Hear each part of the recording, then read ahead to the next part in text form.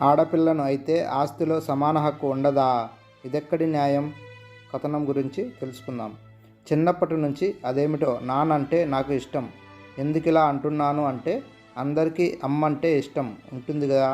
అంటే అమ్మన్నా ఇష్టమే, నాన్న కాస్త ఎక్కువ అన్నమాట.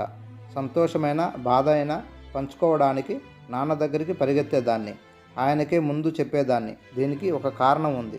ఆడపిల్లలని ఆంక్షలు పెట్టేవారు కాదు నాన్న, స్వేచ్ఛగా పెరగనిచ్చేవారు. అలాగని ఆ స్వేచ్ఛను నేను ఎప్పుడూ దుర్వినియోగపరుచుకోలేదు. అలా ఈ బంధం ప్రేమతో ముడిపడి మరింత దృఢంగా పెరిగిందే కానీ తరగలేదు. మొదటిసారి నాన్నతో విభేదించవలసిన పరిస్థితి వచ్చినప్పుడు నేను చాలా బాధపడ్డాను. అది ఆస్తి విషయంలో.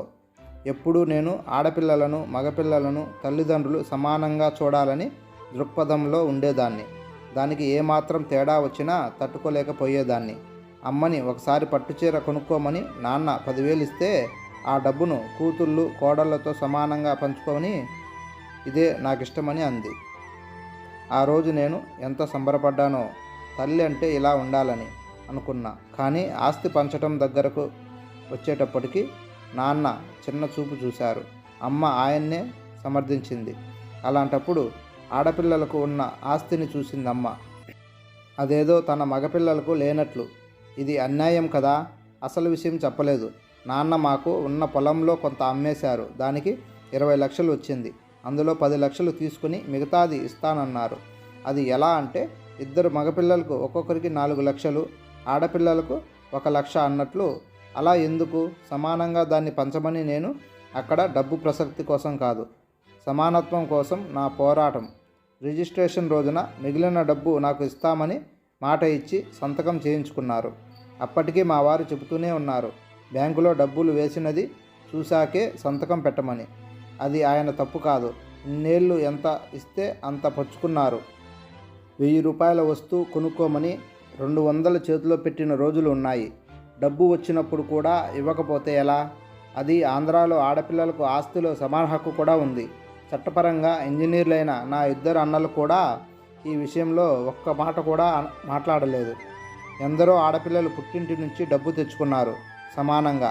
కానీ నేను అలా చేయలేదు.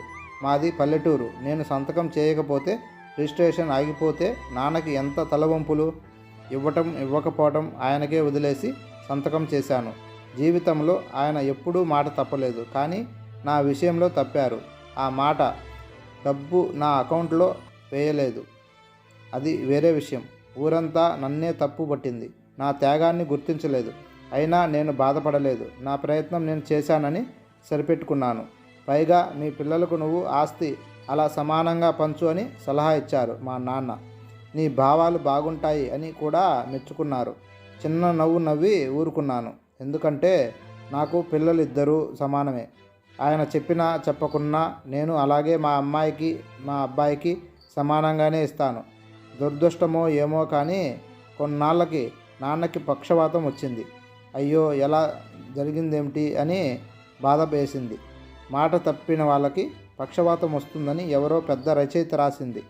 చదివాను. వెంటనే భగవంతునికి విన్నపం చేశాను, నాన్నను అందులో నుంచి బయట పడవేయమని. దేవుడు నన్ను బాగా చూసుకుంటాడు. ఎప్పుడూ అడగకుండా అన్నీ ఇస్తాడు. అడిగినా ఇస్తాడు. ఆయనకు నేనంటే ఇష్టం. అలాగే ఆయన కోలుకున్నారు. నాకు చెప్పలేనంత ఆనందం వేసింది. నాన్నకు తగ్గిందని కానీ ఇదంతా దీనివల్లే జరిగిందని అమ్మ అనడం మాత్రం మనసులో ముళ్ళు గుచ్చుకున్నట్లుగా అనిపించేది. ఇందులో నా తప్పేముంది? కళ్ళ ముందు అన్యాయం జరుగుతుంటే ప్రశ్నించడమా?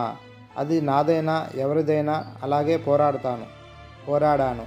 ఇందులో నేను ఓడిపోలేదు. నాన్న మీద నా ప్రేమే గెలిచింది. ఇంతకంటే ఏం కావాలి? ఈ ఆస్తులు ఈరోజు ఉంటాయి, రేపు పోతాయి. కానీ నాన్న నా మీద చూపించిన ప్రేమ ఎప్పటికీ పోదు. అందరికన్నా ప్రేమధనం నాకు నాన్న ఎక్కువే ఇచ్చారు. దాని ముందు అన్నీ బలాదూరే. బంధాన్ని మించింది ఏముంది? మీరే చెప్పండి. కానీ కడుపున పుట్టిన పిల్లలను అలా వేరువేరుగా చూడకూడదు అన్న నా మాటను మీరు ఎవరూ వ్యతిరేకించలేరు, నాన్నను సమర్థించలేరు. ఈ విషయంలో అలాగే మా ఇద్దరి మధ్య గాఢంగా పెనవేసుకున్న ప్రేమను సైతం అనుకుంటూ తృప్తిగా నిద్రలోకి జారుకున్నాను. హాయ్ ఫ్రెండ్స్, ఈ కథ మీకు నచ్చితే please like and subscribe friends.